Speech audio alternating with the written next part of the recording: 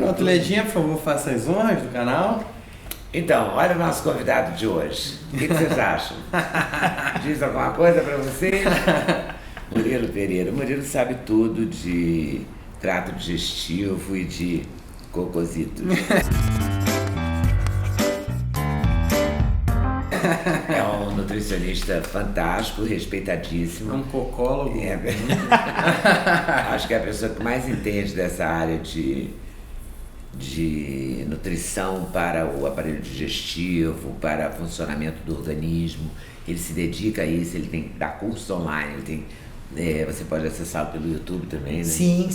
Enfim, você pode partilhar do conhecimento dele. Nós vamos partilhar um pouco. Não, e o Murilo foi muito generoso com a gente, porque ele foi o nosso cobaia aqui, né, no canal. Ele foi o primeiro a topar que nós fizemos juntos, eu e o Duda. E agora a gente lançou o canal Snagli, mas naquele momento a gente colocou a entrevista até no seu canal. Sim, tá lá no canal do Danagli e é uma coisa que nunca perde o interesse. Que legal. Está Constantemente. sempre sendo acessada.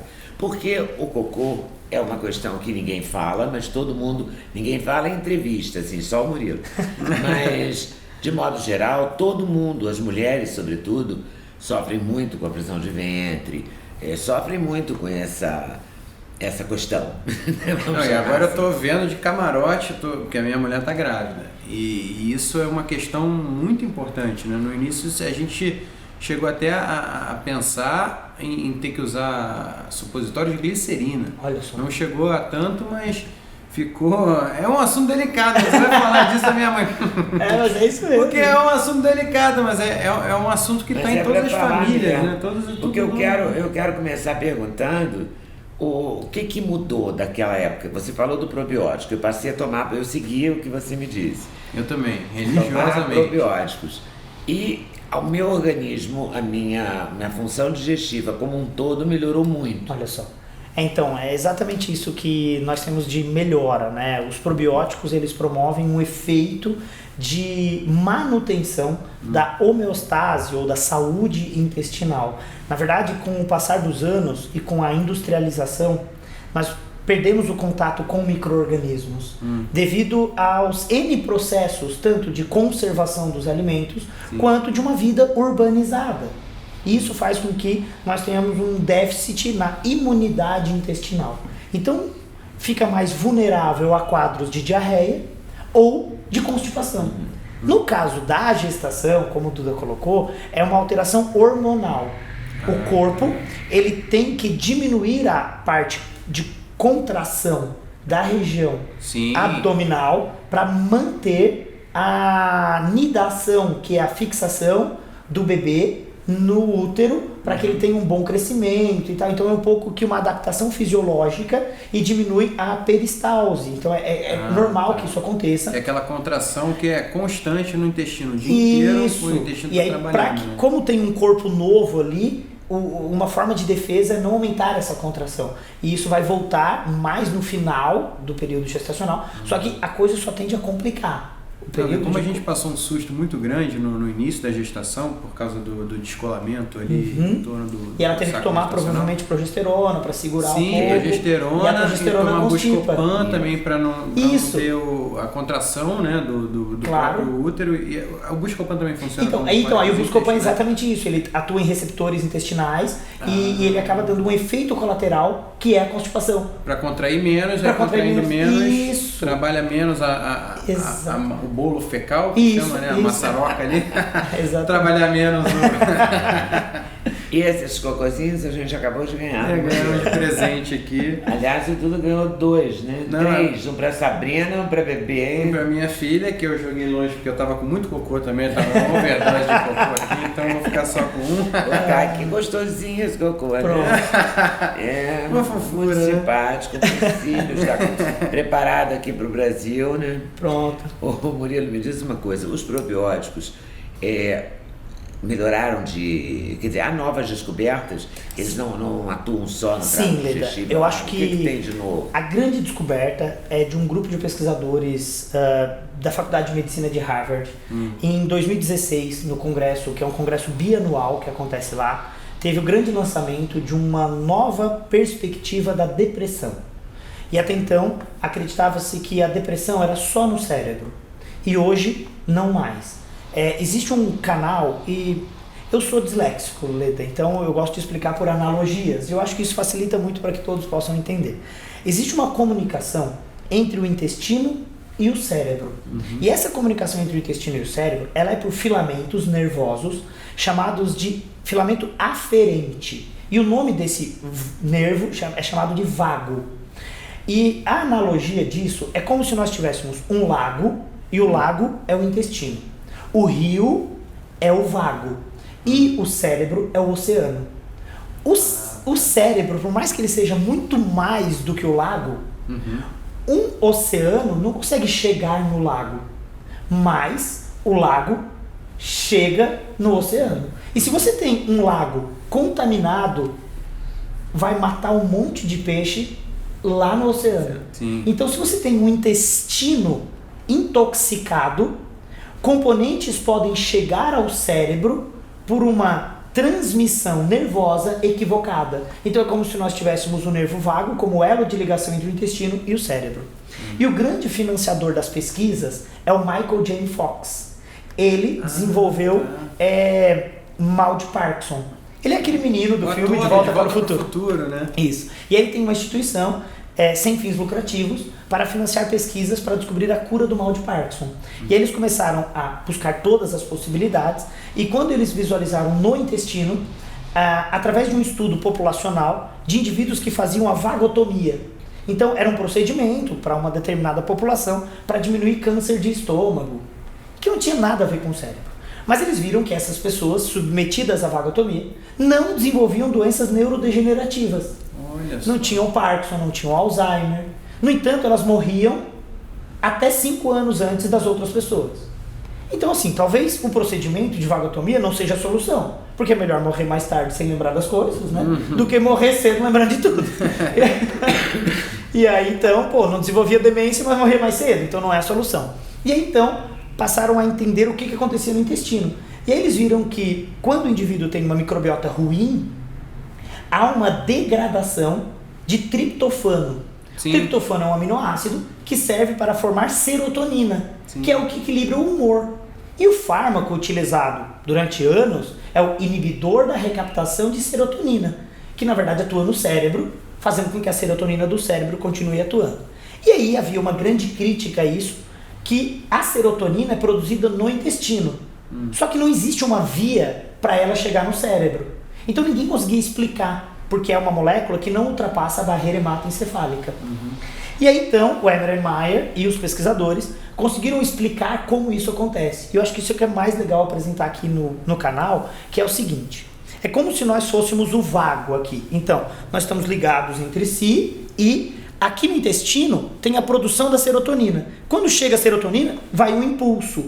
E lá no final sai serotonina. Mas não é ela que passou aqui.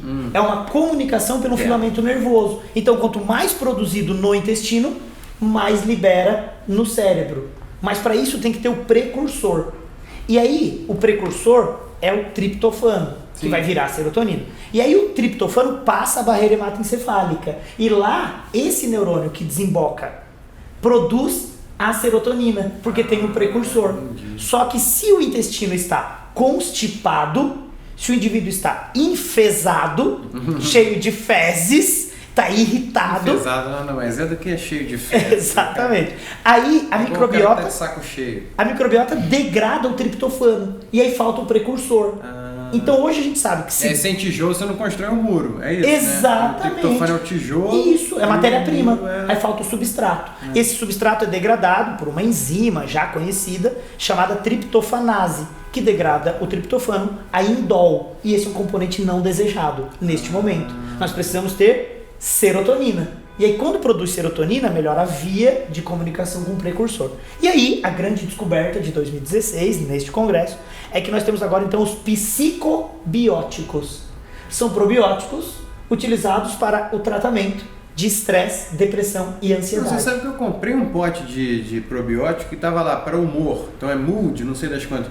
De uma marca chamada Garden of Life. Isso, que é quem financiou as pesquisas, que é um probiótico chamado VSL3, que é da Garden of Life. Olha que legal. Só. Nada acontece por acaso. E eu comprei por acaso só porque eu estava contando o número de cepas que são as raças, sei lá, de bichos, né? O Lactobacillus, que é o mais famoso, que é por causa do Yakult. Isso. O Yakult fez um trabalho muito importante em popularizando essas coisas todas nas propagandas de iogurte, né? Com Lactobacillus vivos. Mas o Lactobacillus é o mais famoso, aí tem o Activia que lançou, você que me ensinou também, que é o tal do Bifilo. Isso. Agora, sempre que eu vou comprar um probiótico, eu vou ler ali para ver quantos Lactobacillus diferentes tem, quantos Bifilos, não sei das quantas tem. Legal. Então, o ideal para o probiótico... meu ouvido de probiótico, eu não sei nada do que ter o maior número de então, acho que uma coisa interessante... Diferente, tipos de bactérias diferentes, né? E as unidades dele. Isso é uma coisa muito interessante a gente comentar aqui. O que faz um probiótico ser melhor ou pior do que outro? É a diversidade microbiana. Então, o ideal é que ele tenha cocos, alguma espécie de cocos. Aí tem que ter bacilos, que daí é o lactobacillus, e bifidobactérias. Essa variabilidade de cocos, bacilos e bifidobactérias dá amplitude de atuação no trato gastrointestinal, porque cada um tem um papel em uma parte do intestino. Os cocos na parte inicial do intestino delgado, os bacilos na parte intermediária e as bifidobactérias no intestino grosso. Cada uma tem uma etapa. E tomar o probiótico e atendendo essas 3 etapas diminui a depressão? Então, os estudos mostram, na verdade é uma meta-análise muito bem conduzida, uma meta-análise em que eles compilaram 8 outros estudos. A gente chama de estudo duplo cego randomizado, placebo controlado. O que é isso? Opa, traduzindo. Você pega indivíduos com depressão e você trata a metade deles. E outros você dá placebo. Então é um duplo cego, placebo controlado. Quem está prescrevendo não sabe se ali tem o probiótico ou não. E quem está tomando... O placebo é uma cápsula igualzinha à cápsula do remédio, só que com farinha ou qualquer coisa que não é nada. Inerte. Ninguém sabe, então, nem quem está ministrando, nem quem está tomando. Isso, e nem quem está pesquisando. E aí no final os dados são tabulados e aí eles concluem que a numeração, alguém depois que vai tratar os dados precisa saber. E aí nesse tratamento de dados, eles viram que de maneira geral, tomar probióticos em estudos duplo cego randomizados diminui estresse, depressão e ansiedade. Eu estou muito preocupada com a depressão porque no último mês a estilista Kate Spade, que é uma estilista de bolsas muito famosa nos Estados Unidos, e um chefe muito interessante também da internacional, ambos se mataram e a família registrou como depressão. Eles estavam ambos deprimidos, tomando remédio, estavam se tratando. E uma coisa num espaço de tempo de uma semana, assim. Casos rumorosos, quer dizer, isso deve acontecer no mundo inteiro. Com certeza. A gente fica sabendo desses porque eram pessoas de expressão internacional. Mas a gente vê toda hora isso, né? E uma coisa que eu acho legal de falar aqui é que existe não é só psíquico. Não, é orgânico. É orgânico. Acho que isso é interessante. É um déficit orgânico. Isso de é uma falta coisa de nova. Isso é novo. Um dado novo. É um dado novo. Porque faltava antes informação de fragmentação do ser humano. Infelizmente, as ciências da saúde fragmentaram o corpo humano. Então você tem o ortopedista que cuida de joelho, o ortopedista que cuida de ombro e o que cuida de mão. Então dentro de uma mesma especialidade ainda se fragmentou. E não só na medicina, em tudo. Em tudo, na ciência da saúde. A medicina é brutal. Isso. E aí o cara. Fragmentação. E o que cuida de cabeça só olhava para a cabeça.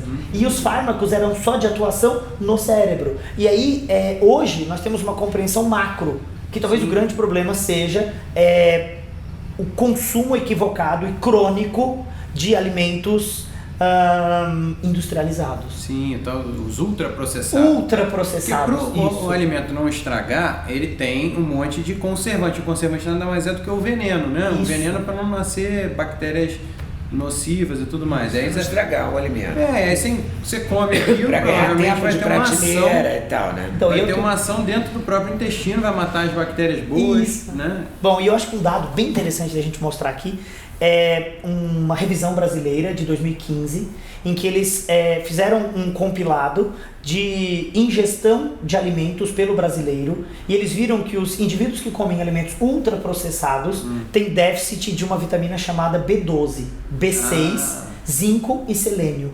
E todos esses nutrientes são fundamentais para a ativação de um componente no cérebro chamado fator neurotrófico derivado do cérebro. É o BDNF. Esse fator neurotrófico derivado do cérebro é dependente de B12. E aí, se falta B12, porque tem muito ultraprocessado, aumenta o risco de demência. Mas eles adicionam a B12, só que a B12 sintética, além de não suprir a carência, ela diminui a absorção da outra que você já comeu. E aí acaba que o negócio está lá com adição de B12, aí você come o negócio, tá crente que tá melhorando e pelo contrário, tá piorando, né? É isso mesmo. É isso. E tem uma coisa muito pior do que isso, e eu acho que a gente tem liberdade aqui para falar o que a gente, né, entende como Pode verdade. falar o que você quiser. Pronto. Existe uma utilização indiscriminada de automedicação e de até prescrição para diminuir azia. E as pessoas usam muito inibidor da bomba de prótons, que é os omeprazóis da vida. Omeprazol, lanzoprazol, exomeprazol, Nexium, isso. Isso é para diminuir a queimação. Mas olha o efeito colateral disso. A redução na produção de ácido clorídrico diminui a desnaturação proteica. Então, olha o que acontece, Leda. Imagina que o meu blazer é um pedaço de carne. Aí imagina que você tem um pedaço de carne. Aí você come um pedaço de carne. Aí você tem uma tora de carne no estômago. Sim. O ácido clorídrico serve para fazer a desnaturação. Tem que desnaturar. Só que se tem o inibidor da produção de ácido, a tora de carne fica aqui. Lá, entalada. E aí a pessoa toma um refrigerante que é ácido. Cola. E aí... Um refrigerante cola. De cola que tem pH 2,5 e abre o esfíncter. E dá aquela sensação de que, foi. Só que ele vai com açúcar. E o açúcar é o termo técnico é FODMAP. E o nome é esse mesmo, FODMAP todo. FODMAP todinho. Pode tudo.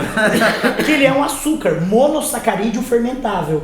Aí imagina agora que você tem um açúcar para ser fermentado e uma tora de carne no meio da tripa. Não digerida ali no não digerida. E como tem menos ácido saindo, diminui a liberação de bicarbonato do pâncreas.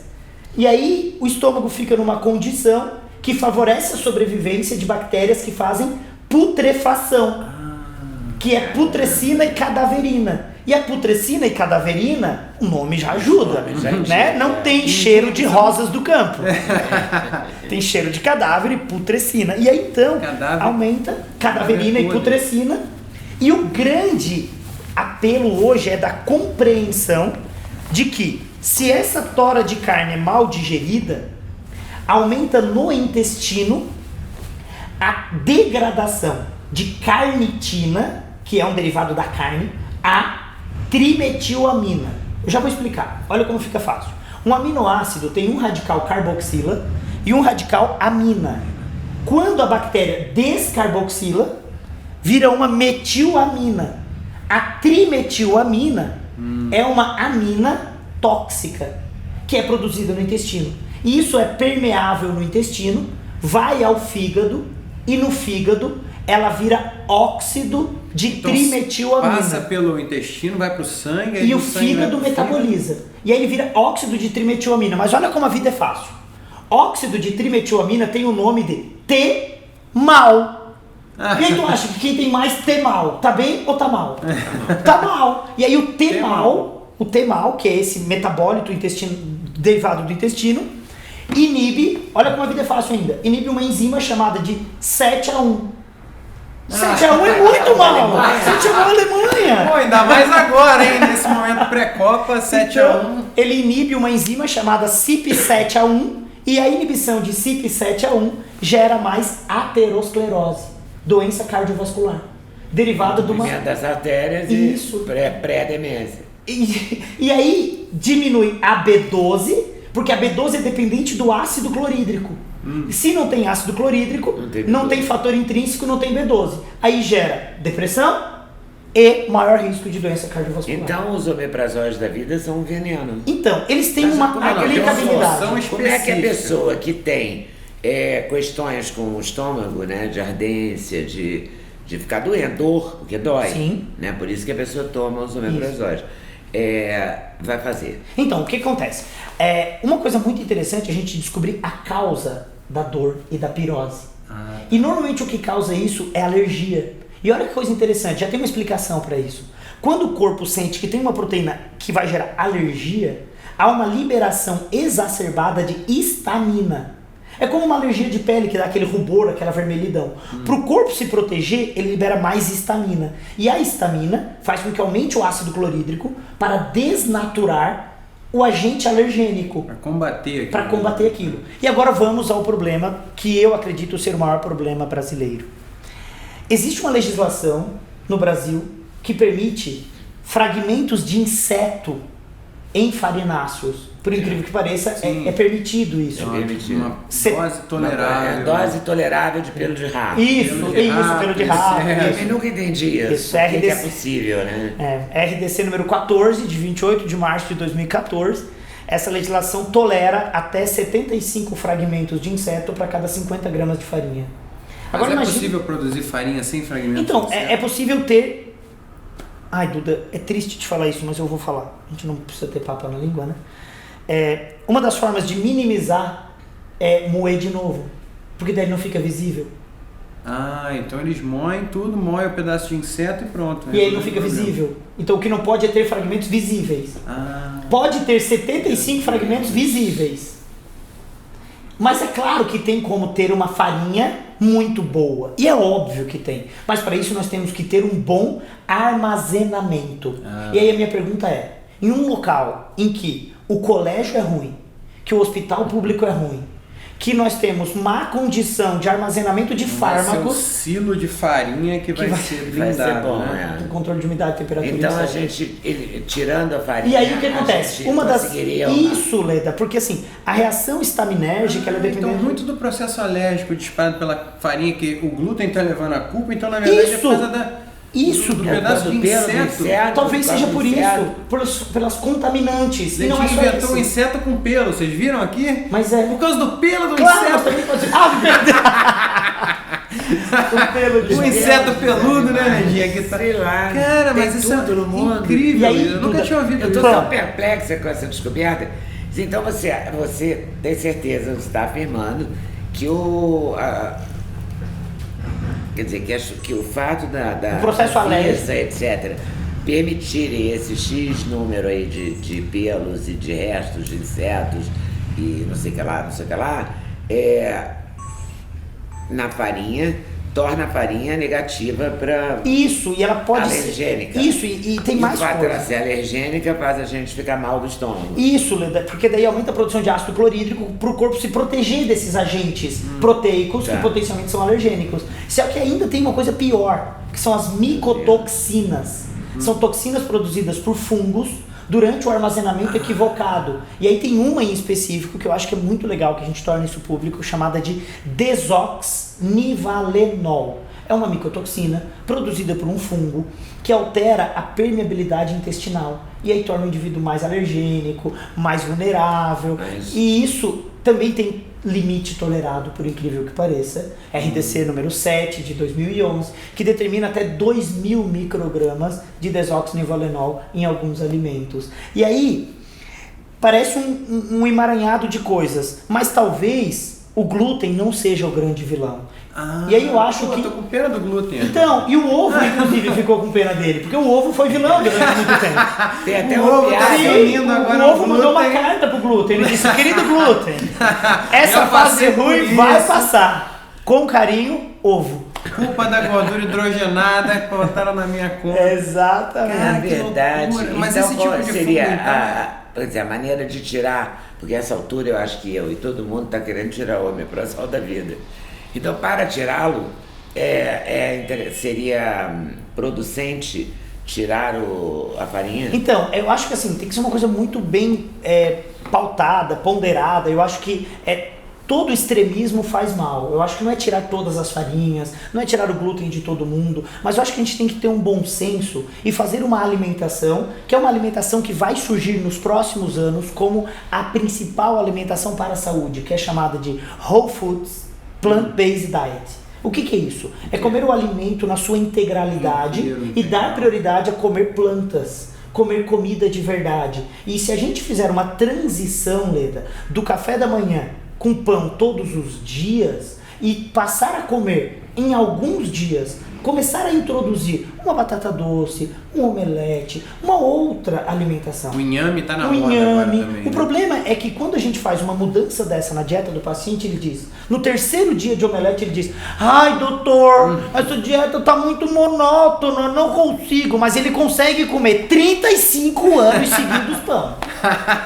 Isso você não acha monótono? Porque troca o pão francês por croissant, né? Ou por Não, baguete. é porque o pão é o primeiro alimento homem. O pão Não, é o pão tem importantíssimo. seu Eu charme, tirei o realmente. pão Mas eu há- cortei o pão há da minha muito vida tempo. desde setembro. Eu devo ter comido 5 pães até hoje. Agora a gente está em junho. Vai Olha fazer que legal. tem meses, deve ter o quê? Uns 7, 8 meses. É verdade, tirar o pão melhora o funcionamento, tirar a farinha melhora o organismo. Então, mas assim, não Mas precisa ser peraí, aquele desculpa, terrorismo. desculpa. Vou só real. voltar essa parte Mas do o fundo. pão é um alimento fantástico, porque a gente não enjoa dele, né? É incrível, né? O É efeito incrível, mas opioide. é verdade, que gera. é o efeito opioide.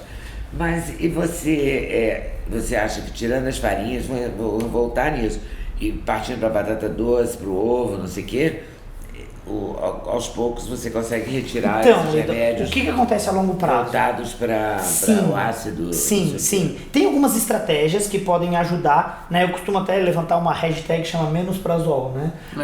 Para que a gente possa fazer um desmame saudável. Pois é, como é e que aí, seria o desmame nós estamos saudável? em alguns grupos agora, junto com médicos, gastroenterologistas, entendendo a consequência que foi gerada como efeito colateral de uma droga que resolve o problema. Mas ela Resolve o causa sintoma, né? o sintoma. Só que ela não resolve, ela resolve a dor. Que naquele momento o problema da pessoa é a dor, É. mas não resolve a causa. Sim. E a causa do problema pode ser outra. E aí quando a gente começa a pensar na causa, talvez a plant-based diet seja uma grande estratégia para ir você fazendo esse desmame, mas sempre com recomendação médica. É importante que tenha o sinergismo das profissões. Sim. E que existam profissionais que queiram fazer isso e não pensar só naquilo. Mas eu costumo dizer que não existe ninguém errado e ninguém certo. E se há a prescrição é porque há a necessidade. A grande maioria dos pacientes querem diminuir a dor. Eles querem que o mundo mude, mas eles não querem mudar. E aí talvez o fármaco seja fundamental para que não dê câncer de esôfago. Sim. Porque senão, voltando a essa queimação com a manutenção do alimento errado, o fármaco ajuda muito a diminuir células de Barré, câncer de esôfago. Então, naquele cara que quer enfiar o pé na jaca e continuar comendo errado, talvez seja melhor usar e ficar demente e não ter um câncer. E aí, talvez o efeito colateral seja menos pior. Tudo tem um preço, né? Mas, não adianta você achar que vai se mudar a Sim, alimentação, eternamente Quem quer tirar o menos prazol tem que cuidar da questão da farinha. Tem que cuidar dos farináceos como uma regra, mas principalmente pela contaminação com micotoxinas também. Eu queria voltar a essa questão do fungo, Tá, rapidinho, vamos só lá. para finalizar. Tem alguma coisa que a gente possa fazer para combater esse fungo especificamente? Duda, eu vou te falar uma coisa que é muito triste. A veterinária já Esse fungo descobriu... dá só em farinha ou em Vamos outras lá. coisas também? A zootecnia é a área da veterinária que cuida da alimentação dos animais.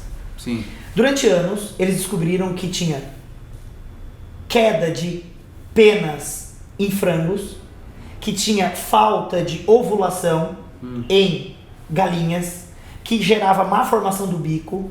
E aí eles conseguiram agora introduzir na ração dos pintos e das galinhas de granja um inibidor da absorção de micotoxina que gerou mais saúde aos animais. Olha. E isso também já foi aplicado nos bovinos. E isso já está aplicado nas rações dos cães. Ou seja, Só falta os já animais. existe uma grande preocupação para inibir a absorção dessa toxina em todos os animais, menos nos humanos. Então, mas que peraí, já será? testaram com os animais E dá já super funcionou. certo. Então, agora, eu imagino que... E daqui uns anos vai Uma ter pão indústria- com inibidor da absorção de micotoxina. E isso talvez seja uma Mas grande existe evolução. algum suplemento que Então- tem alguma ação inibidora dessas microtoxinas? Tem, mas daí assim, tipo, parece que é até uma mesmice, né? Em estudos in vitro, em uma digestão in vitro, colocaram micotoxinas e probióticos e os probióticos diminuem a biodisponibilidade então, mais uma das vez, o micotoxinas. probiótico é a Então o grande... probiótico também é uma grande saída. É uma grande saída. Nesse caso aí Neste das caso é microtoxinas. fantástica. Neste caso é Também. fantástica. Também. E o que a gente pode dar de recomendação? Eu estou disposta, eu quero menos prazol. Estou nesse time aí, eu quero entrar nesse time. O pão eu já tirei. Olha que legal. Quase totalmente. É claro que alguma vez eu comi pão, mas também não é isso, não é nunca mais comer pão, né? Não, é exatamente. De vez em quando Isso. você acaba comendo pão. Isso. Mas é muito de vez em quando. Não é rotina. Da rotina eu já tirei. Já tirei as farinhas também. As farinhas no sentido do quiche, da massa e tal. O que eu posso fazer mais? Então, acho que o objetivo Priorizar a principal... batata doce? Então, acho que priorizar alimentos que sejam alimentos de verdade. Eu costumo dizer que o chuchu é uma excelente estratégia. O problema é que o chuchu não tem gosto. E as Mas pessoas eu gosto de chuchu. E eu também refogado. amo, né? Eu adoro chuchu. E aí eu digo, Cheiro verde. e aí as pessoas perguntam, como é que come chuchu? É com a boca, morde! Como é que come? É mordendo. O problema O é que... chuchu ele é quase uma esponja de água, né? Ele não Isso. tem muito gosto. E ele tem Aí fibras você solúveis. refoga ele ali, então ele pega o gosto da coisa que você ele tá pega o alho, a cebola bem. Eu gosto muito. E ele fica um alimento É uma fantástico. comida do interior, né? Isso. Chuchu Então, ó, refogado. chuchu, manga, laranja, alimentos banana é uma excelente fonte pré-biótica, batata doce, inhame, cara, raízes de forma geral, são alimentos fantásticos como fonte de carboidrato. Eu costumo dizer o seguinte, existe no culto ao corpo uma Fórmula 1. Qual é a Fórmula 1 do culto ao corpo? É o bodybuilding, um esporte de fisiculturismo que as pessoas têm um culto ao corpo. Não vamos entrar no É mérito muito extremo, né? do o cara extremo. ele vive pra isso. Como o atleta que a tá Fórmula ali. 1 é o extremo dos carros. Sim. Mas só existe hoje um carro com direção hidráulica porque foi testado na Fórmula 1. Só tem hoje o KERS, que é o sistema de aquecimento dos freios, gerando energia para o motor, porque isso surgiu na Fórmula 1 e agora já tem carros que usam isso na O prática. Schwarzenegger é a cobaia da... Então, isso, exatamente. E tu não vê É a linha nenhum de frente ali, bodybuilding finalizando para melhorar o shape com farinha. A utilização deles é de raízes como fonte de carboidrato e de fibras solúveis. Foi aí que a batata doce virou o que Viralizou. virou agora. Porque- Virou a vedete da E estação. o inhame é a nova batata doce, porque agora eu tô vendo todos os médicos e nutrólogos indicando o inhame. Eu O tô passando inhame, a batata doce e a mandioca, o aipim. É fantástico, é uma fonte maravilhosa Porque de essa é carboidrato. tão brasileira, né? Nossa, e é fantástica. E ela Ela tem cozida. tudo. Ela pode, com lá ela tava pode falando fazer do- pão. Pode fazer pão, inclusive, Pode sem fazer farinha. pão sem farinha. E fica maravilhoso. Uma fécula de mandioca. Isso. E tem uma Fécula de coisa que você batata tava também, falando. Também fécula também ajuda. Você estava falando na hora da serotonina e aí me veio a coisa do cortisol. O cortisol também tem uma coisa direta com a parte Tem, do Duda. intestino da microbiota. Tem. E tem aquela parte tostines vende mais porque é fresquinha porque vende mais. Tipo, o aumento do cortisol aumenta a predisposição de nascerem bactérias ruins, ou o contrário. É isso mesmo, Duda. Ou Você uma tem... coisa puxa a Eu outra. vou explicar a via, tá? Os pesquisadores já estudaram isso. Eles chamam de eixo HPA. O que é o HPA? É hipotálamo, hipófise e suprarrenal. Então, esse HPA vem do termo pituitária, hipotálamo e Isso é no cérebro, adrenal. né? Então, assim, hipotálamo, hipófise e suprarrenal. Então, esse eixo é onde produz o cortisol. O cortisol é da suprarrenal. Então, esse eixo hipotálamo, hipófise, suprarrenal é um mecanismo de explicação pelo estresse. Então, o que acontece? Indivíduos que são mais estressados, que têm uma condição estressora, essa condição de estresse, de pavio curto, essa condição de estresse libera mais cortisol. Opa, desculpa. E o cortisol ele tem um efeito no corpo, promovendo dano à permeabilidade intestinal. Ele depleta um aminoácido chamado de glutamina. E quando ele depleta a glutamina, diminui a força entre as células do intestino, chamada de tight junctions. E quando depleta as tight junctions, as junções entre as células, aumenta a permeabilidade intestinal ao componente tóxico, que gera endotoxemia e gera dor de cabeça crônica, e aí gera fibromialgia, e aí gera depressão. Nossa, então o nível alto de cortisol polui o corpo inteiro, porque o intestino, que era uma coisa mais fechada, Vira fura, uma peneira, e aí vira vaza, rala a tripa. rala a tripa. O efeito rala a A tripa. fibromialgia pode estar ligada a isso? Sim, a fibromialgia está ligada a isso porque gera uma endotoxemia e uma inflamação de baixo grau. E a fibromialgia é uma resposta da inflamação de baixo grau. Caramba! Porque a fibromialgia é um diagnóstico tão difícil, né? É muito difícil, A Levi. fibromialgia não é um Tanto. conjunto de sintomas que os médicos não sabem explicar direito. Então, hoje, é isso, Duda. Porque a sensação mas que eu tenho... Mas tem os pontos de dor, algumas coisas que eles vão se guiando por isso. Né? Então, o problema é que enquanto o tratamento estiver no limiar da dor, ainda não se foi na causa.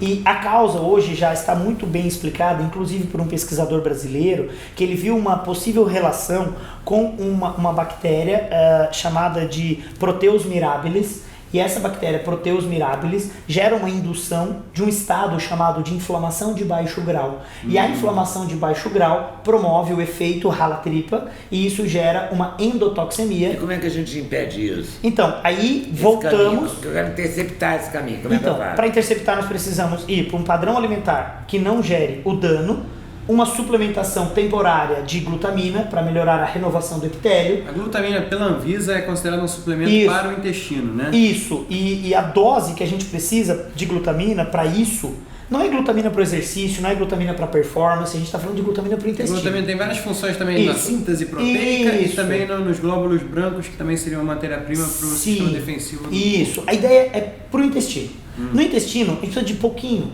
em torno de 5 gramas dia, já é suficiente para gerar uma maior taxa de reparo epitelial intestinal. Eu acho que a Lida vai gostar do que eu vou falar agora. Eu devia trazer uma caneta para anotar isso, porque a glutamina, a carnitina, você falou também. Isso, falei que a carnitina daí no caso ela é degradada a outro componente. Agora vamos falar da glutamina. Tudo isso.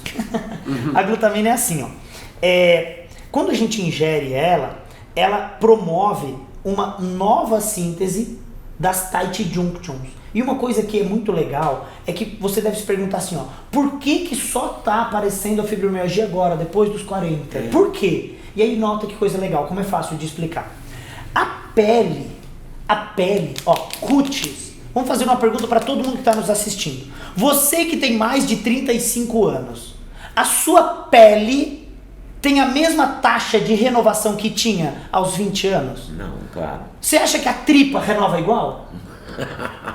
Então, nós temos que induzir a taxa de renovação do epitélio intestinal. E é isso que a glutamina faz. Ela melhora a taxa de renovação do epitélio. Ela dá nutrição para o reparo epitelial intestinal. E aí nós temos um muro... é a camada superficial da pele do intestino. Isso. Né? E aí nós temos ali, eu faço uma analogia que é como se nós tivéssemos um muro refeito. E aí pode ter bandido na lúmen. Pode ter bandido na luz do intestino, porque o bandido não vai. Mas o muro vai estar cercado, fechadinho, com aquela cerca elétrica. E a glutamina ajuda a fazer isso. Ajuda a fechar o muro. E o que abre o muro? Trigo. Tem um pesquisador americano chamado. Na verdade, ele é italiano, mas ele é o diretor do Hospital de Gastroenterologia em Harvard. É o Dr. Alessio Fasano. E ele tem uma explicação muito plausível para esse rala-tripa, que na verdade é a quebra do muro. E aí ele explica que alguns indivíduos, e não são todos, têm uma ação indesejada do glúten na permeabilidade intestinal. Então ele fala que a fração de gliadina... Seriam celíacos ou seriam os intolerantes ao glúten? Então, são sensíveis ao glúten não celíacos. Tá. Mas isso você está falando do glúten sem considerar as partículas de insetos e eu estou falando só isso. Glúten puro. Só o glúten puro. Italiano. Isso, só que daí o glúten, a gente tem que explicar aqui para todo mundo o que é o glúten. Isso não tem nada a ver ainda com o trigo. Então, o glúten é quando a gente faz assim, ó. Quando a gente pega gliadina e glutenina... seu paletó, mas eu tô gostando do exemplo. Então, aí quando você dá esse movimento na massa de pão, é aqui que você forma o glúten. E isso vira uma proteína que segura a molécula de água. Proteína, não é uma proteína que já não, é gliadina mais glutenina. Isso é glúten. E quando você faz o atrito, você gera glúten. Você faz o atrito que faz sovando o glúten? Sovando pão. Eu achava que o glúten era presente no trigo. Eu achava que o glúten existia no trigo, ponto. Tem, só que o glúten... mas é muito menos. A gente chama poder de glúten, que é quando você bota água, fermento e sova. É o processo que aumenta, então... A quantidade de glúten. Eu posso fazer uma analogia que eu acho que vai ajudar muito? Por favor, essas analogias. Eu costumo dizer que o grande problema do Brasil talvez seja uma forma que nós somos criados todos os dias de manhã, que é o quem quer pão, quem quer pão, quem quer pão, quem quer... E aí as pessoas comeram só isso. E o problema do glúten é esse que tá no pão, que aí eu até acho que é outra música complementar, que é o estica e puxa, sabe? Quando você tem o estica e puxa, é quando você faz o glúten. E aí quando você faz ele é de difícil digestibilidade.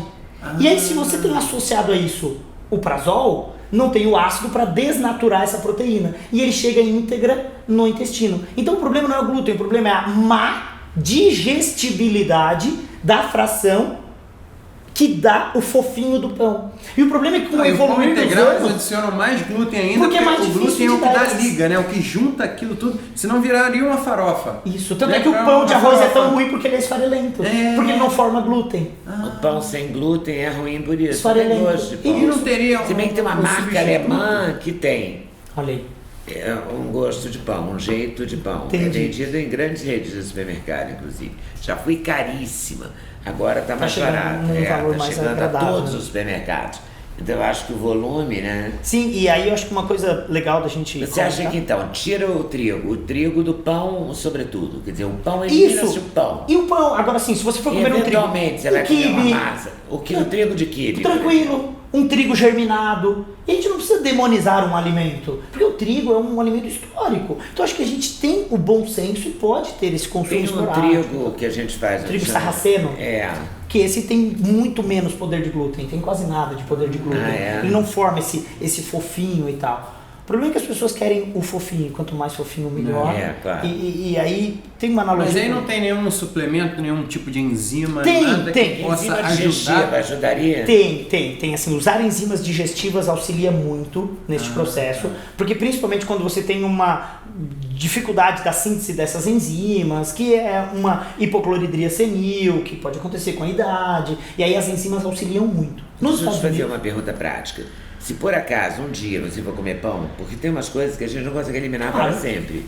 É, você Né? vai no rodízio de pizza e come um monte de É, pizza. come pizza. Aquela pizza vai feita com trigo. Tem, Né? Você eventualmente vai, não vai todo dia, não vai toda semana, não vai, sei lá, de 3 meses você vai lá comer pizza ou uma vez por mês, sei lá. Aí, adianta você tomar enzima digestiva? Adianta. Antes? Isso, aí você usa 15 a 20 minutos antes, e se por um acaso ainda deu aquela sensação de empanzinado, que eu chamo de efeito baiacu, você deu aquela estufada, que se deu esse efeito, você pode usar depois também. Ah. Então você pode usar um sachê de enzimas, Eu você pode tomei ter isso 2 como... cápsulas de enzima ontem porque eu já tinha comido, mas aí cresceu ali, comi frango desfiado com queijo ralado, mas eu já tinha jantado, já estava alimentado, mas foi de olho grande, porque a Sabrina pediu pra eu esquentar um negócio pra ela. Aí eu falei, vou comer também.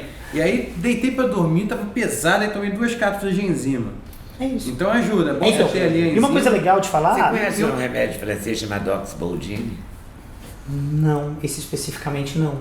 É Bom, porque é uma esse coisa à base de derivado- boldo, Ah, que serve muito para essa coisa Claro. meio cozinada, assim. Substituir o tal do Substitui heno, o né? heno, olha essas só, coisas. porque ele deve ter um Eu pouco vou de te enzimas mostrar, dentro tem aí, dele. depois eu te Então, e mostro, uma coisa pra ver se legal, adianta Lida, alguma coisa. E eu lembro bem também que você me falou, eu nunca esqueci, passei a fazer isso sempre, a tomar o probiótico antes de dormir. Isso. Antigamente acreditava-se que você tomava o probiótico e ele sobrevivia a tudo, então era bom você tomar junto com a comida exatamente para ela ter Sobreviver alimento mais. para sobreviver e reproduzir mais e tal. Agora descobriu-se que elas não sobrevivem. Isso, Duda, durante eu acho todo o que Então, antes de dormir Eu acho que também, isso é o você ideal. que E aí você Isso. mandou tomar antes de dormir, que é o tempo de jejum maior, onde a bactéria vai ter espaço para trabalhar o máximo possível. E E eu realmente passei a faz todo repetir isso sentido. religiosamente depois que você me ensinou. Olha só, e eu acho que isso é uma coisa muito legal pra gente falar aqui, que é desmistificar um pouco de mitos, né? Os probióticos, eles servem para expor no lúmen intestinal os fragmentos deles.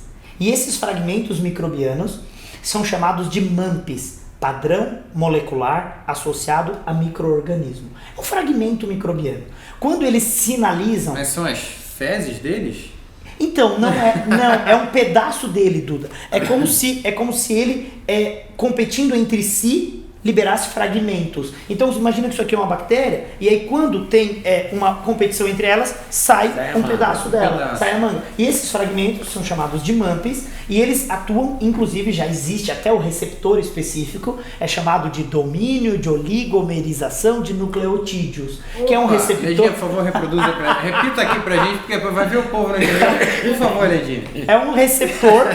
É um receptor no intestino que liga-se exatamente ao pedaço da bactéria e a célula do homem produz um efeito de melhora da microbiota. Então é como se você tivesse aqui um sinalizador e isso vai melhorando a imunidade. Então hoje a gente já sabe que para melhorar a imunidade inata, a defesa natural do corpo, é legal utilizar os probióticos antes de dormir, porque não haverá tantos competidores para essa ligação nos receptores.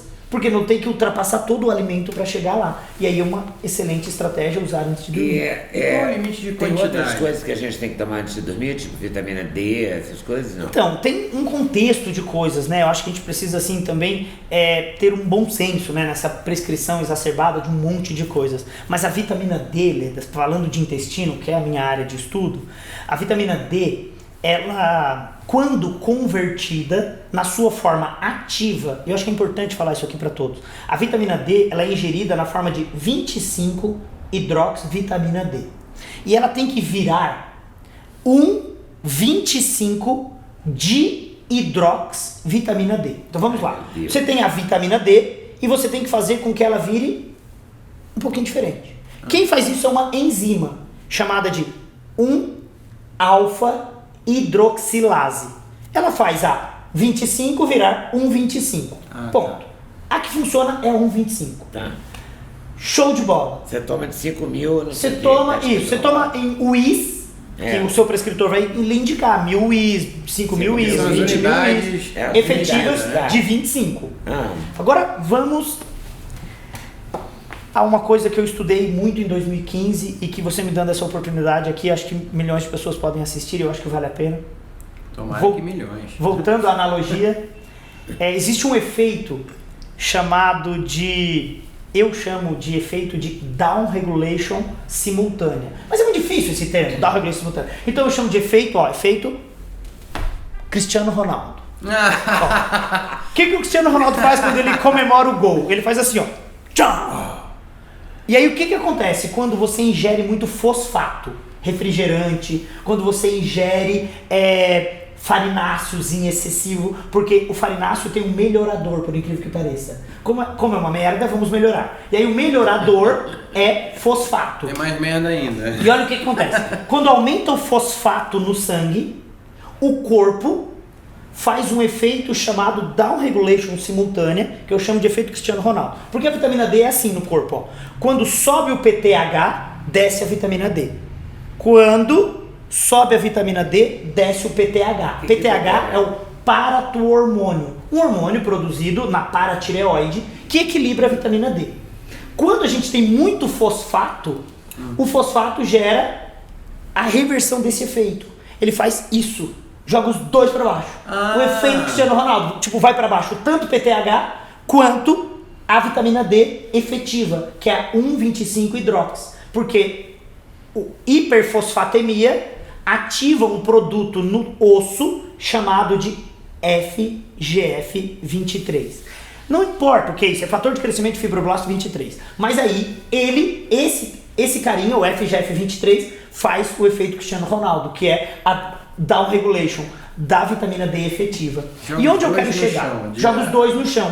Tanto que faria ela aumentar, quanto ela. Então ela não vai aumentar nunca, porque o que faz ela aumentar foi depletado. E ela não aumenta no corpo. E aí por isso é tão necessário você ingerir quando você tem um padrão de dieta ocidental. Porque no padrão de dieta ocidental você acaba comendo muito fosfato. E aí eu costumo fazer uma brincadeira com todos os meus alunos e eu digo: uma garrafa de refrigerante, quando você era criança, era suficiente para quantos indivíduos?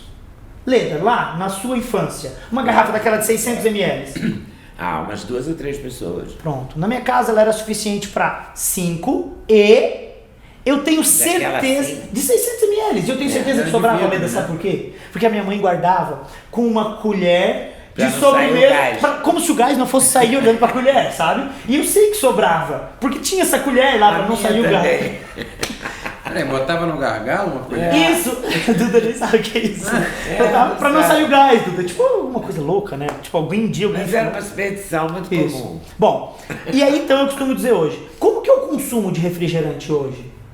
Você vai num Big Nagger do Bonegger e você ganha um copo de Um 700 refil, ml para você tomar até morrer. Você pode tomar vários refis. Quantas vezes você quiser, vende um refil por $1 a mais. E as pessoas estão tomando muito isso. E isso é a base de fosfato. E o fosfato gera down regulation. Não, e eu já ouvi falar também que eles colocam esse ácido fosfórico no refrigerante exatamente para você não enjoar devido à quantidade de açúcar. Porque uma vez eu passei mal porque eu descobri aquele suco de uva concentrado do monge, não sei das quantas. E eu tomei tanto suco de uva que eu passei mal. Eu falei, vou jogar futebol, então eu tenho que tomar bastante suco de uva. Tomei um monte de suco de uva, fui parar no banheiro, vomitei e tudo. E aí depois eu vi que eles acrescentam ácido fosfórico no refrigerante exatamente porque, pela quantidade de açúcar, o ser humano ia ficar enjoado. Aí eles acrescentam ácido fosfórico exatamente para inibir esse enjoo e a pessoa acaba tomando... E para abrir o esfíncter pilórico e migrar direto no intestino delgado e ficar no estômago. E assim, Leda, então, da vitamina D, voltando. Parece que o ideal, é tomar sol, e o sol melhora essa conversão a 1,25-hidrox. Além disso, usar a vitamina D, o melhor horário é junto com alimentos, porque ela é uma vitamina que, pela essência, é lipossolúvel. Então ela é absorvida muito melhor junto com alimentos. Então não é alimentos gordurosos, né? Com alimentos gordurosos. E por isso também que a melhor é quando ela já vem naquela cápsula de gordura ou não isso, faz ela numa gel, cápsula soft gel é uma excelente mais estratégia. prático. Nos Estados Unidos mesmo. Mas junto com o alimento. Junto com as refeições.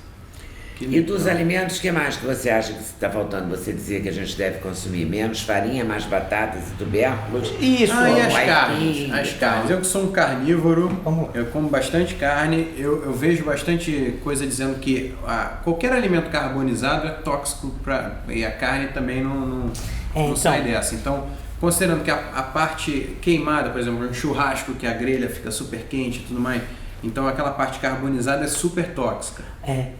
Então qual é o melhor jeito para você comer carne? Uma coisa legal, mais saudável. Uma coisa legal da gente comentar aqui, Duda, eu acho que eu gosto muito de observar como que a população brasileira se comporta no quesito saúde e doença. Se a gente pegar o Rio Grande do Sul, ele é o estado com maior índice socioeconômico, com melhor qualidade de vida e com maior índice de câncer por todas as causas.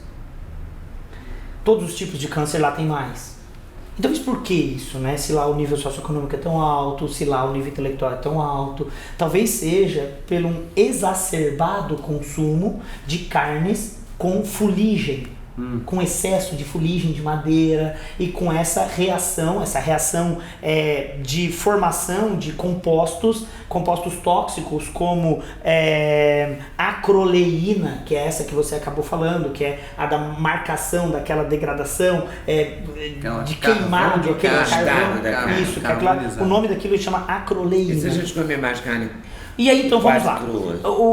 Existe uma médica americana que ela curou de uma doença, esclerose múltipla, com um padrão de dieta chamado Protocolo Terry Walls. É o nome dela, ela criou esse protocolo e ela curou desta doença, melhorou muito da doença, hoje ela anda de bicicleta e tal, e ela criou o padrão de dieta com carne, mas com carne ela chama de animais felizes, que são os animais não confinados, os animais que não foram suplementados com rações potencialmente contaminadas nos Estados Unidos. Isso, que eles chamam de organic beef também. Sim. Que é uma carne mais orgânica, de animais que pastam e tal. Então, assim, se nós tivéssemos que ir por supra-sumo, talvez seja isso. Mas no Brasil, eu acho que a gente tem muito isso ainda. Muito gado criado a pasto. O gado Nelore, ele é criado solto e tal. Só que agora tá na moda o Angus, que é essa carne também, e o Wagyu, que também já estão dando mais ração, exatamente para ele ter mais gordura dentro da fibra, para marmorizar, e eu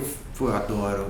Então, mas a dica que eu queria te pedir era mais na parte do preparo, considerando que essa parte da carne queimada é muito tóxica, como é que a gente minimiza isso? Então, se dá pra... eu acho que assim, a resposta já é bem muito próxima da pergunta, né? Como você tem outras estratégias de preparo, não precisa ser essa que gera esse queimar.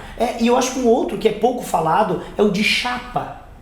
Porque na chapa de hambúrguer, principalmente, vai criando esse componente, porque ela está a 180, 200 graus. E você bota a superfície inteira da carne ali. E aí vai gerando muito isso. Tanto é que eles raspam o resíduo para um canto lá. E às vezes aquilo sobra muito em hambúrgueres. Não, então, e aí às vezes você fala que fica até com um gostinho melhor, né? Porque tá tão aquela gordura. E aí eu acho que assim, então você acha que aquela chapa que faz o hambúrguer é mais nociva que o próprio hambúrguer? A formação de acroleína ali é muito Então maior. você acha que uma carne menos passada, menos torrada, mais ao ponto para mal, seria menos negativo que uma carne de churrasco tostada, torrada? E ela, vamos lá, bem mastigada, porque a gente esqueceu de mastigar. Os dentes servem para alguma coisa. Isso é real. Então, uma carne bem mastigada, com uma quantidade tem adequada. Gente que come no restaurante conversando, por exemplo. Chega o prato e a pessoa não para de falar, né, Ledinha? Tem gente que Aí eu falo, pô, vamos degustar, que a gente vai ficar 5 minutos comendo essa carne. Vamos degustar. Ai, nunca vi, vai num restaurante pra ficar mudo. Né? Horrível. Tem gente que conversa, né? Mas explica mais da carne. Ele fica fazendo essas gracinhas. Então, assim, uma coisa muito legal, Duda, é que se você puder introduzir, quando você faz uma overnutrition de carnes, que você já sabe o preparo como é o adequado, você pode associar uma sobremesa com abacaxi e mamão, porque abacaxi tem bromelina e mamão tem papaína, que melhora a digestibilidade proteica pela ação dessas enzimas no corpo. Ou usar mix de enzimas, que já existem também no país, para favorecer esse processo de digestibilidade. E aí você vai ter uma maior oferta dos aminoácidos e você consegue aproveitar do benefício desses aminoácidos. E aí, então, assim, o consumo moderado, e eu não penso que tem que ser uma dieta exclusivamente vegana, mas nós temos muitos estudos de melhora na condição metabólica quando você diminui a ingestão de carnes. Não quer dizer que tem que ser assim. Eu acho que uma coisa que a gente tem que entender é entender os centenários. E se a gente olhar um centenário, provavelmente ele não é vegano, mas ele respeita o horário de dormir, ele respeita o horário de acordar, ele respeita um jejum de 12 horas. O horário de comer. O horário de comer. Come e ele come hora. comida. Convida um centenário para comer cachorro quente. Ele não vai aceitar. E se você convidar depois das 18 horas, 19 horas, ele não vai aceitar de jeito nenhum. Porque ele vai dizer que ele já comeu o resto do almoço, ele fez um jantar e agora ele só vai comer no outro dia de manhã. O máximo é um chazinho. Então você é a favor dos jejuns? Eu gosto bastante disso, Leda. Eu acredito que quando a gente respeita o nosso relógio, também o relógio circadiano, digamos assim, de noite e dia, eu acho que nós não somos animais para comer durante o período de escuro.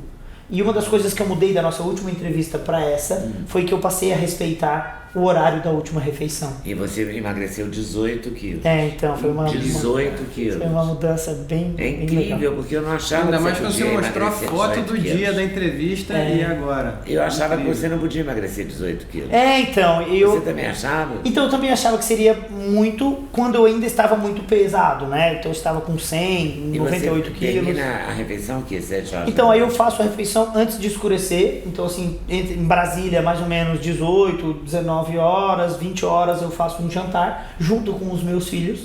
E a gente come à mesa, um jantar. E eles, naquele momento, já se preparam para dormir. Mas eu ainda trabalho muito à noite, se vocês forem comer à noite, acendam a luz, não?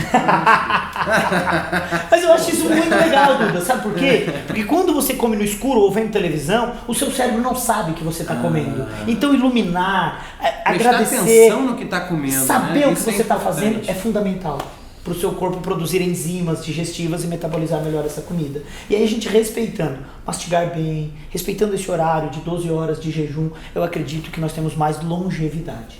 Mas aí você respeita mesmo, não toma nem café, nem chá, nada. Não, eu uso sim. Aí eu tenho alguns vícios, né, que também assim, tipo, a gente não consegue melhorar tudo, não consegue melhorar tudo. Então eu uso café, mantenho o café, eu uso, mas porque eu não tenho nenhum problema com café. Que tem indivíduos que não podem, eu sei que eu posso, não tenho nenhum problema e tal, que eu conheço até agora. Então eu mantenho café, água, chá também, e tento respeitar esse horário, mas cafezinho eu não consigo não tomar, né? Infelizmente. E aí de manhã, quando você acorda... Isso. Aí o que eu faço? Alguns dias eu tomo café da manhã, outros dias não.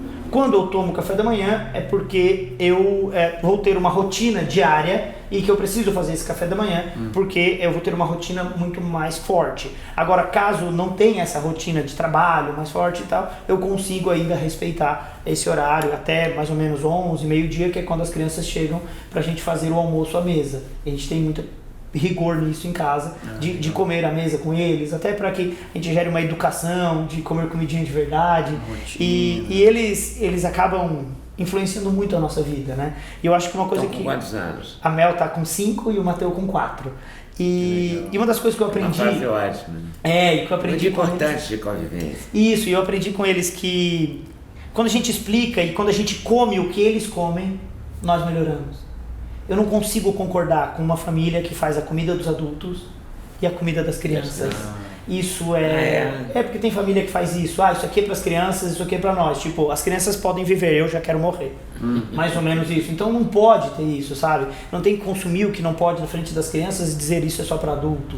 Então a gente come o que eles comem. E como eu priorizo que eles tenham sempre oferta de legumes, vegetais, a gente acaba tendo uma comidinha bem da roça lá em casa. Bem caseira. E isso ajudou muito no meu processo. Comida de vó. Isso, comidinha de vó. Comida de verdade, né? Isso. Tá? Mas é muita comida da avó, porque eu me lembro que toda a minha infância foi isso. A gente comia de tudo. Comia até os miúdos de... tipo miolo, coisas assim, né? A gente comia tudo, língua, rim, fígado. Cada dia era uma coisa. Aproveitava o bicho todo, né? Cada dia era uma coisa. Sim, mas nota, Leda, Cada assim, refeição era uma Meu coisa. pai adorava cabeça de peixe. Eu achava isso uma coisa de outro planeta. Ele comia a cabeça. Eu falava, ninguém vai comer a cabeça? Não. Então me dá aqui. Aí ele comia com prazer. Mas na minha casa eu me lembro que era muito isso. Agora tinha muito chuchu, tinha muita taioba, os verdes todos, né? E uma sabedoria popular, né, Leda? Por exemplo, se tinha uma galinha caipira, era com agrião. Então, galinha caipira com agrião. Aí tem uma polenta com couve. Sempre tem a introdução de um verde, de um vegetal, sempre tem uma saladinha de radite, sempre tem uma salada de um verde, algo que vai ali acrescentar uns fitoquímicos, nutrientes. E com a urbanização... Eu queria perguntar né? uma coisa também a respeito do turmeric, que é o açafrão da terra, que está super na moda agora. Você vai nos Estados Unidos, nas farmácias, tem gôndolas inteiras só de turmeric. Vamos lá. E também a espirulina, que é a cúrcuma, né? Então vamos lá, Dudu. Eu acho que se o cara vem aqui ser entrevistado pelo Dudu e não souber de nutrição, ele tá morto. Não, porque pra mim é uma honra estar conversando com você. É porque você ele adora esse é um assunto. faixa preta e eu sou faixa branca e eu tô tendo a honra de treinar com você. Então pra mim Que bom. é uma honra. Então assim, vários estudos no mundo científico, a gente chama de alimento funcional ou superalimentos. A cúrcuma, ela despontou nesse mercado porque ela tem um efeito de inibir espécies reativas de oxigênio, chamadas de ROS, espécie reativa de oxigênio. Então, a inibição desse processo oxidativo gerada pelos carotenoides, carotenoide é o que dá a cor amarela. Sim, E como ela tem um potencial muito forte disso, ela tem um poder de amarelar qualquer coisa, ela tem um efeito residual no corpo. E aí então acaba que quando você utiliza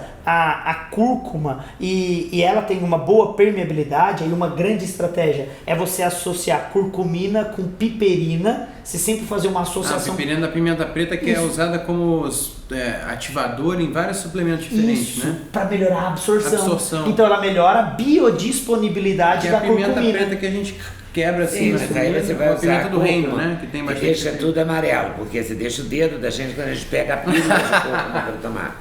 E quando outro dia eu comprei, achei que estava comprando gengibre, comprei cúrcuma. Não sei como é que chama, acho que é igualzinha, a raiz é muito parecida. Isso, é muito parecido, ela só Eu falou ralei, coloquei na sopa, ficou uma delícia, mas eu fiquei com a mão amarela 2 dias. A bancada da cozinha ficou amarela. Então, amarelo. mas isso gera um efeito no organismo muito interessante, inibição de radicais Mas livres. vou tomar junto com pimenta. Então, é porque assim, normalmente... Só se comer na comida, né? Comendo na comida e tal, usando numa usando sopa como e tal. suplemento, Então, aí no como suplemento, normalmente as indústrias já produzem Já acrescentam, né, cara? E no setor de manipulação, no país, a gente pode manipular junto. Sim. E sempre uma proporção pequena, em torno de 200 miligramas de curcumina com 2 miligramas de piperina. Então é bem pitada, pouquinho. né? Uma pitada de Isso, pimenta. isso, só para melhorar a biodisponibilidade. E outra coisa legal, Duda, já que você perguntou, nos amarelos, nós temos 2 componentes. Um chama luteína e o outro zeaxantina. São componentes derivados dos amarelos que diminuem o envelhecimento precoce da mácula lútea e melhora a visão ao entardecer, melhora a visão. E aí, quando você começa a utilizar alimentos mais amarelos, você melhora esse envelhecimento precoce da mácula lútea. Tu já viu o coelho de óculos? É muito legal. E eu gosto muito de indicar aquela abóbora cabochá, que é uma abóbora verde por fora, amarela por dentro, que é aquela abóbora bem amarela mesmo, que tem muitos carotenoides, e ela é uma excelente fonte de carotenoide, e ela é muito pouco calórica, ela é uma fonte de fibra solúvel, e ótimo. As pessoas perguntam, quanto que pode comer de abóbora, essa abóbora cabochá, né? Eu digo, olha, você pode comer uma lavoura Porque 100 gramas tem 27 calorias. É bom porque essa Então, se você época comer 1 quilo, pode comi fazer outro uma dia, sopa. cliente que tava Pode comendo um fazer monte de várias coisa. sopas. isso, e pode comer com a casca, inclusive. É. A gente O que não dá é pra fazer. A gente comeu naquele O restaurante. que não dá pra fazer é caramelizada, né? Porque senão as pessoas caramelizam no açúcar e aí comem aí ela. não. Então aí acaba com O benefício. doutor falou né? que pode, tá bota na tua conta, né? O que mais que você pode dar de dica de comida? Bom, assim, Eu gostei dessa dica da abóbora. Eu gosto muito de abóbora. a abóbora é E fantástica. as outras são boas? Abobrinha, abóbora Tudo, madura? é isso maravilhoso. Uma coisa que eu acho muito legal de dar de dica aqui é a utilização, Leda, de couve-flor. Eu As pessoas adoro têm uma couve-flor. dificuldade para comer couve-flor, dizem que não Nossa. gostam do gosto e tal. Uma forma Eu fan- faço uma salada com castanha ralada, couve-flor, bem raladinha e tomate. Olha fica que um fantástico. sonho. Pronto. Bota o cheiro verde também para dar um up. Eu adoro Essa esse salada gosto. tá na moda aqui mesmo. Você tá Aqui em fazendo casa tá na direto. moda, tô Que fazendo legal. direto. E É a- porque eu adoro couve-flor. Olha, então, e a couve-flor, ela é uma brássica e ela gera uma alcalinização metabólica. Ela gera ativação de uma defesa hepática, que a gente chama de destoxificação hepática. Ela auxilia neste processo. E além disso, é uma fonte maravilhosa de fibra. E aí uma dica que eu dou é você cozinhar a couve-flor, cortar bem pequenininha e misturar no arroz. E aí você pode ter um arroz, 50% arroz, 50% couve-flor. Como couve-flor não tem gosto, arroz também não tem gosto. Se você Dá uma pensar que é enganada. arroz, é. E aí, Ai, coloca, de quem disser que não e é. aí coloca uma cúrcuma, pronto, fica amarelinho, Que é mistura um tudo. risoto, aí você vai comer ali, né? Mano? É uma dica assim bem legal para crianças, eles acabam consumindo sem nem ter aquela percepção. Mas uma outra coisa na criança que eu acho que também é legal é você incentivar o consumo de couve-flor, brócolis, por um desafio. E quando você desafia eles a comer arvorezinha escondido, é muito impressionante. E aí eles se escondem para comer arvorezinha. Isso é muito legal, porque daí vai criando o hábito do Boa e consumo. velha pra psicologia Eu- infantil. Eu duvido que você consiga se esconder e comer as árvorezinhas. Isso. Eu Tipo vi outro gigante dia que vai na mudar. internet uma criancinha comendo brócolis, assim. Vai comer outra árvore, vai comer outra árvore, a criança toda feliz comendo a brócolis. Tá Você achando comendo a um árvore, gigante, é. né? Faz uma maquete bom. como se fosse uma montanha. Muito aqui de brócolis. bom. Eu acho que a gente não pode terminar essa entrevista sem as dicas do... Ah, bem lembrado, Ledinha. Do Cocô Até Feliz. porque foi isso que me encantou na primeira entrevista que eu fiz com o Murilo, não sem censura ainda. E me encantou quando fiz lá em casa pro canal e me encanta sempre. E eu sempre tento falar isso para as pessoas, que é um jeito de olhar o seu próprio cocô, que é uma coisa que a gente ficou preconceito por bobagem, né, tem vergonha, inibido de falar. Mas o cocô demonstra se você está comendo bem ou não. Sim, eu acho Ele que é. prova, né? Ele Prova, aprova. isso, acho que é. Concreta, material e matinal. Os tipos de cocô, né? Acho que é legal a tipos de gente cocô, falar a gente isso. termina com os tipos de cocô. Então vamos lá, né? Então assim, a gente tem vários tipos de cocô. Existe um pesquisador que avaliou isso, chama Bristol, que criou a escala de Bristol, que na verdade ele determina os tipos de cocô. E aí vamos de uma Na forma. verdade, é a escala de bosta mesmo. A escala de E aí tem aquele primeiro cocô, que é o tipo 1, que é aquele cocô que bate na água, volta na tampa e vai ficando uns alpinistas escalando ali, aquela coisa. Então esse é o cocô tipo 1, que é um cocô padrão explosão. Bate na água, volta na tampa, que isso caracteriza um determinado tipo de sensibilidade alimentar que gera essa diarreia mais osmótica. E aí você vai evoluindo, tem o tipo 2, que ele já tem um pouco de forma, mas ainda é aquele que vai saindo, É pastoso, né? O tipo 3 já tem forma, mas com essa forma dele, ele vai ficando com uma forma tipo pastosa, mas ainda não com um formato muito adequado. E aí nós estamos partindo da escala de Bristol, né? Só repetindo aqui, a numeração de Bristol é assim: 7 é o primeiro, que é esse padrão explosão. 6 é o padrão que vai ficando consistente, vai endurecendo. E aí no 3 já tem consistência. E no 4 é o padrão ideal. Que eu costumo dizer que é o padrão limpo. O 4 é o padrão limpo, aquele que sai como uma bananinha madura. Que ele sai assim, ó. E que aí, ó, fica limpinho. E aí ele corta. É aquele que só precisa de 2 folhas de papel. Isso, mas é aquele vai- que quando você posta, ó, limpo. Igual de cachorro. Cachorro sempre tá gabaritando. E né? O criança cachorro vai- também. Criança quando o também. Matheus chama, papai, terminei. tu olha tudo, é inacreditável. Tem uma banana nanica. Tu não acredita que saiu do intestino de uma criança aqui? Pô, bom pensa, saber, é bom saber. E aí, quando vai sai... pra mim essa coisa de trocar Quando sai aquele negócio assim, tu pensa, meu filho, isso meu é filho... seu? Papai está orgulhoso. E aí ele olha e diz, papai, eu fiz um cocôzão porque eu comi frutinhas. E aí, quando legal. você vai limpar, todo zerado, mas daí nós temos os problemas que vão agravando, que aí é o tipo 3, tipo 2, 4. 1. É o 4 o padrão E ideal. a cabritização do cocô. A cabritização Vai é até o virando número 1. aqueles- Aí vamos, aquelas 3, bolinhas de cocô 2, de 1. O 3, ele tem forma, mas já sai com dificuldade. E aí fica ressecado as bolinhas de cabrito. O 2 já é mais bolinha de cabrito. E o 1 é... Só sai as bolinhas.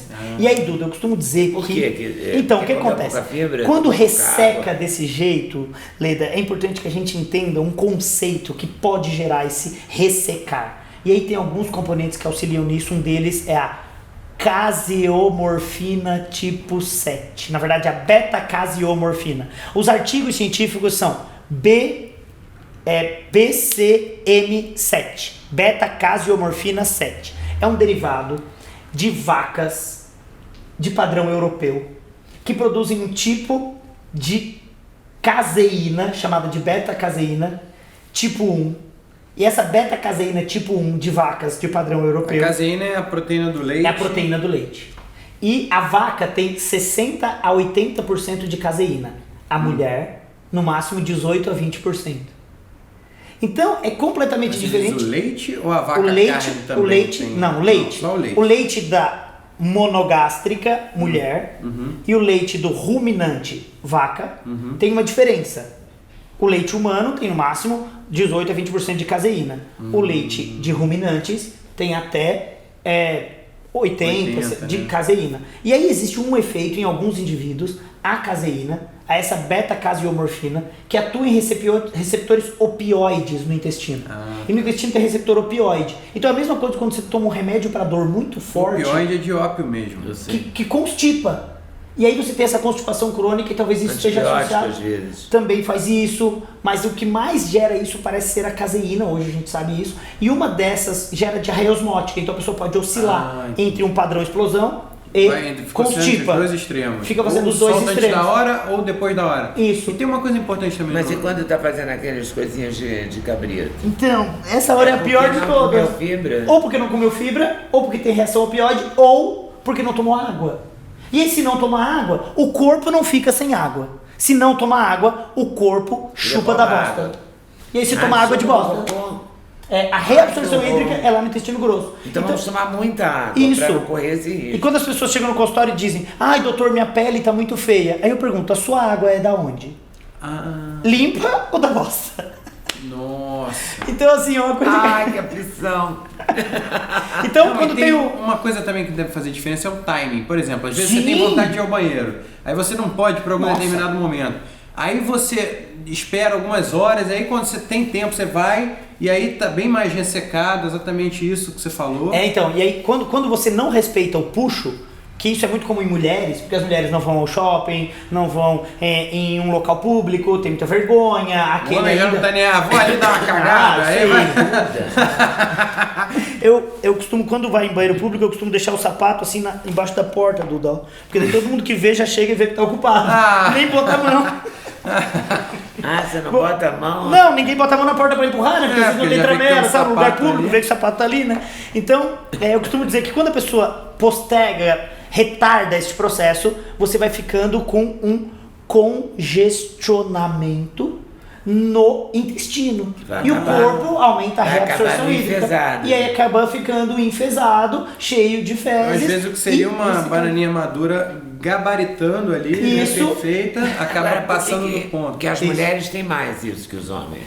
Mas eu acho que é muito... Uma roda de mulheres, 5 mulheres conversando, 4 vão falar de prisão de ventre. Então, Leda, existe algo muito clássico... É porque comem menos para ficar magra. Também a dieta high protein, excesso de proteína, baixa ingestão alimentar, baixa ingestão de fibras, resposta hormonal, porque a mulher em um determinado momento do ciclo menstrual ela tem que diminuir a peristalse, porque ela precisa ovular, e quando ela está ovulando, ela está se preparando para receber um óvulo, e ela faz isso ciclando de mês em mês, e aí diminui isso, e quando está perto do período de menstruar, melhora o funcionamento intestinal, porque melhora a resposta hormonal para fazer contração. Então, alguma coisa tem que melhorar nessa hora também, né?